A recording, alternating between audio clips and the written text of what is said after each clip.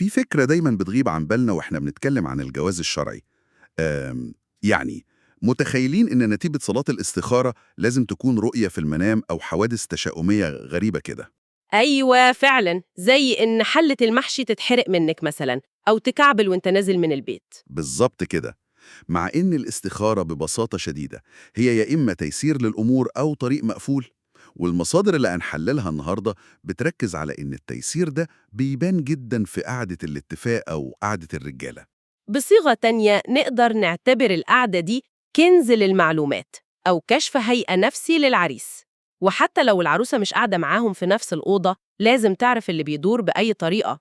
سواء بقى من والدها بعد ما يمشوا أو بتجنيد أخوها الصغير كجاسوس من ورا الستارة، صح؟ أيوة، الجاسوس الصغير ده دوره مهم جدا في نقل الصورة. هدفنا النهاردة بقى من خلال تحليل المصادر إننا نقرأ شخصية العريس من تصرفاته في الجلسة دي. حلو جدا.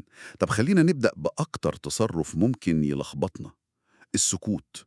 إزاي نميز بين الشاب المحترم اللي ساكت أدبا والشاب الضعيف اللي معدوم الشخصية؟ ده سؤال مهم جدا. المصادر بتفرق بين نوعين من السكوت. العريس الأول بيبقى ساكت ومحترم لأن والده هو اللي بيتكلم، بس والده فاهم أصول الزواج الشرعي وبيتكلم بالمعروف. امم يعني سكوته هنا يعتبر بر بوالده ومؤشر ممتاز لراجل بيحترم الأصول. بالظبط كده. لكن تعالي بقى للشاب التاني، ده قاعد ساكت برضه، بس والده عمال يفرض شروط تخالف الشرع وبيساوم والد العروسة وبيضغط عليه. لا، ثانية واحدة. طب ما قاليش سكوته في الحالة التانية دي مجرد احترام لوالده برضه؟ يعني يمكن بيتجنب الإحراج في قعدة عائلية زي دي. خالص. المصادر بترد على النقطة دي بقوة وبتحذر منها. ده مش احترام نهائي، دي علامة على إنه شاب نقدر نقول عليه دلدل معدوم الشخصية. يا ساتر، للدرجة دي؟ وأكتر كمان، الشاب اللي بيسكت على ظلمه في البداية إرضاء لأهله ده هيبيع ويشتري في العروسة بعدين في أي مشكلة، مفيش منه أمان. يا جماعة، دي تفاصيل بتفرق في عمر بحاله. طب قبل ما ندخل في أخطر جزء في تحليلنا النهاردة، حابب أطلب من كل اللي بيتابعونا على يوتيوب، لو عجبكم الحلقة لحد دلوقتي ما تنسوش تعملوا إعجاب وتشتركوا في القناة عشان يوصلكم كل جديد. نرجع بقى لموضوعنا. نرجع للشاب الثالث، وده يعتبر فخ كبير جدا ظهر مؤخرا. الشاب المتوجس، أو ضحية فخ الريد بيل. الشاب اللي تحسيه متحفز كده، صح؟ أيوة، اللي تلاقيه بيكتر من الكلام عن محاكم الأسرة وعمال يرمي مصطلحات زي تقافز القردة والفيمينيستات وحاجات من دي. اللي هو داخل معركة أو مطب بيحاول يفادي نفسه منه، مش داخل يبني بيت وأسرة. فعلا تشبيهك دقيق جدا. المصادر بتأكد إن النوع ده مش بس خايف، ده بيعاني من زياسة وسوء ظن بالله، لأنه فاقد الثقة تماما في فكرة العفاف والمودة. طب إحنا كده اتكلمنا عن الساكت المحترم والساكت الضعيف والمتحفز بتاع الريد بيل.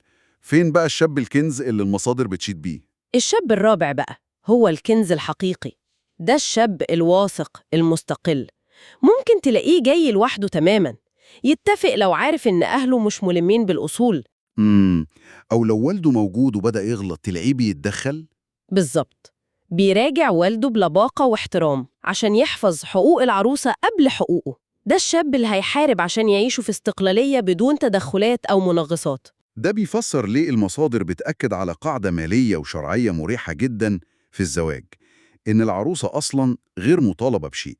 دي حقيقة. العريس هو اللي بيدفع المهر وهو اللي بيجهز البيت، وكل ما قل المهر زادت البركة في الجوازة دي. خلاصة ممتازة جدا. تحليلنا النهاردة كشف إزاي تفاصيل صغيرة في قعدة الاتفاق ممكن ترسم شكل المستقبل كله. عشان كده الوعي بالتفاصيل دي بيحمي بيوت كتير من قبل ما تتبني على أساس غلط. متفق معاكي جدا. وقبل ما نختم، عندي سؤال مهم لكل اللي بيتابعونا. من بين أنواع العرسان الأربعة اللي حللناهم النهاردة، إيه أكتر نوع شايفينه منتشر في مجتمعنا دلوقتي وليه؟ يا ريت تشاركونا إجاباتكم في التعليقات، بنقراها كلها. شاركونا رأيكم، وما تنسوش تشوفوا باقي حلقات السلسلة دي وتستكشفوا السلاسل التانية الممتعة اللي موجودة على القناة. شكرا ليكم، ونشوفكم في تحليل جديد.